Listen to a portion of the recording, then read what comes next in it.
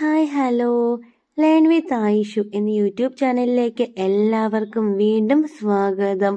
നമ്മുടെ ഇന്നത്തെ ടോപ്പിക് എന്ന് പറയുന്നത് നമ്മളിൽ നിന്നും പിരിഞ്ഞു പോയ ആളുകളോ അല്ലെങ്കിൽ നമ്മളിൽ നിന്നും വിട്ടു നിൽക്കുന്നതോ ആയ വ്യക്തികൾ അല്ലെങ്കിൽ അകന്നു നിൽക്കുകയോ ഒക്കെ ചെയ്യുന്ന വ്യക്തികൾ നമ്മളെ കുറിച്ചിട്ട് എപ്പോഴും ഇങ്ങനെ ചിന്തിക്കുന്നുണ്ടോ? ഇതെങ്ങനെ തിരിച്ചറിയാൻ പറ്റും? ഇതിനുള്ള ഒരു 3 ടിപ്സ് ആയിട്ടാണ് ഞാൻ ഇന്ന് വന്നിരിക്കുന്നത്. അപ്പോൾ ആദ്യമായിട്ടാണ് ചാനൽ കാണുന്നതെങ്കിൽ തീർച്ചയായിട്ടും ചാനൽ സബ്സ്ക്രൈബ് ചെയ്യണം, സപ്പോർട്ട് ചെയ്യണം. പിന്നെ നിങ്ങളുടെ ഫ്രണ്ട്സൊക്കെ ഉണ്ടാവുമല്ലോ, അവർക്കൊക്കെ ഈ വീഡിയോ ഷെയർ ചെയ്ത് കൊടുക്കാൻ വേണ്ടി ആരും മറക്കരുത്.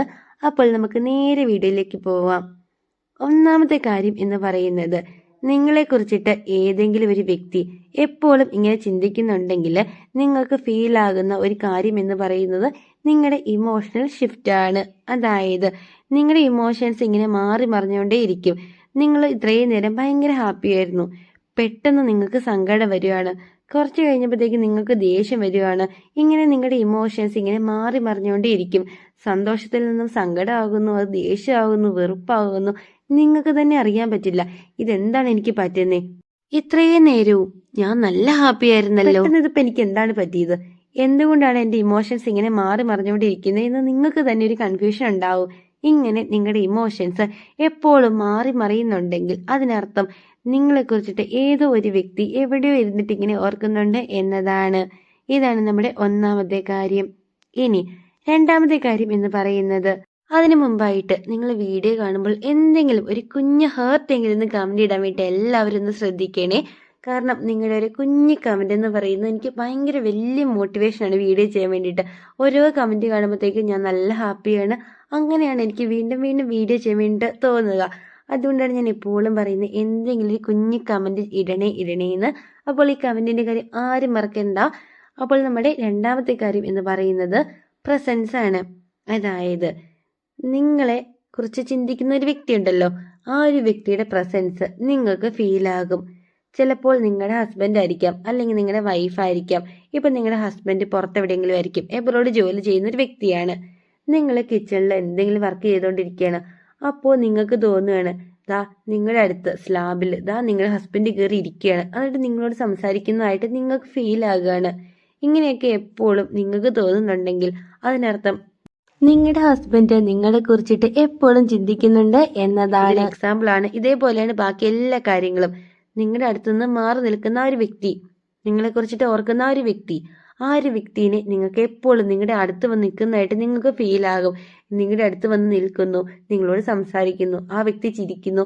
ഇങ്ങനെയൊക്കെ നിങ്ങൾക്ക് എപ്പോഴും തോന്നുന്നുണ്ടെങ്കിൽ അതിനർത്ഥം ആ ഒരു വ്യക്തി നിങ്ങളെ കുറിച്ചിട്ട് ഏത് സമയം ഇങ്ങനെ ഓർക്കുന്നുണ്ട് എന്നതാണ്. ഇതാണ് നമ്മുടെ രണ്ടാമത്തെ കാര്യം. ഇനി മൂന്നാമത്തെ കാര്യം എന്ന് പറയുന്നത് ഡ്രീം ആണ്. അതായത് സ്വപ്നം. നമ്മളെ കുറിച്ചിട്ട് ചിന്തിക്കുന്ന ആ ഒരു വ്യക്തിയെ നമ്മൾ എല്ലാ ദിവസവും ഇങ്ങനെ സ്വപ്നത്തിൽ കാണും. അപ്പൊ നിങ്ങൾക്ക് തന്നെ തോന്നും, ഇതെന്താ പോലും ഞാൻ ഈ ഒരു വ്യക്തിനെ എപ്പോഴും ഇങ്ങനെ സ്വപ്നം കാണുന്നേ. അങ്ങനെ നിങ്ങൾ ആ ഒരു വ്യക്തിനെ എന്നും സ്വപ്നം കാണുന്നുണ്ടെങ്കിൽ അതിനർത്ഥം ആ ഒരു വ്യക്തി നിങ്ങളെ കുറിച്ചിട്ട് എപ്പോഴും ചിന്തിക്കുന്നുണ്ട് എന്നതാണ്. പൊതുവെ ഇപ്പം നമ്മൾ ഡെയിലി 24/7 ഒരു വ്യക്തിനെ കുറിച്ച് തന്നെ ഇങ്ങനെ ചിന്തിച്ചുകൊണ്ട് നടക്കുകയും അയാളുടെ പീക്കൊക്കെ എടുത്ത് ഇങ്ങനെ എപ്പോഴും കാണുകയൊക്കെ ചെയ്യുകയാണെങ്കിൽ രാത്രിക്ക് ഫുള്ള് നമ്മൾ ആ ഒരു വ്യക്തിനായിരിക്കും സ്വപ്നം കാണുക. ഇത് അങ്ങനെ ഒന്നും ചെയ്യാതെ നിങ്ങളൊരു വ്യക്തിയുടെ ഫോട്ടോ എടുത്ത് നോക്കുകയോ എപ്പോഴും ആ ഒരു വ്യക്തിനെ കുറിച്ച് ചിന്തിക്കുകയോ ഒന്നും ചെയ്യാതെ തന്നെ ആ ഒരു വ്യക്തിനെ നിങ്ങൾ സ്ഥിരമായിട്ട് നിങ്ങളുടെ സ്വപ്നത്തിൽ കാണുകയാണ്. അതായത് നിങ്ങളായിട്ട് ആ ഒരു വ്യക്തിനെ കുറിച്ച് ഓർക്കുന്നുമില്ല, ഒന്നും ചെയ്യുന്നില്ല. എന്നിരുന്നാലും ഈ ഒരു വ്യക്തി അല്ലാതെ നമ്മുടെ സ്വപ്നത്തിൽ വേറെ ആരും വരുന്നുമില്ല.